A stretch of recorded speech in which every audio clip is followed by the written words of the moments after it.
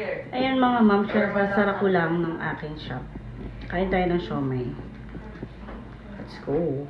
Good night. Sarap.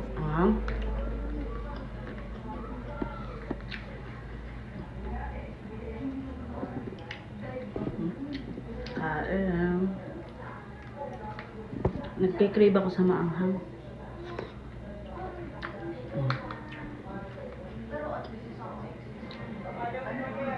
Sabi ko sa anak ko, wag lagyan ng toyo. Lagyan niya ng toyo.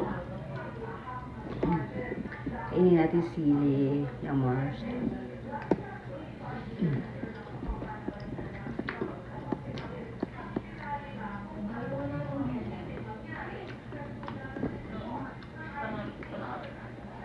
Ang mura pala ng siomai, no?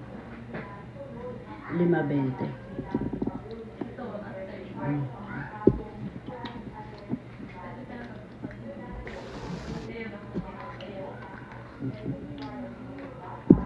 Tapos may maliit tayong pusit dito. Adobong pusit to.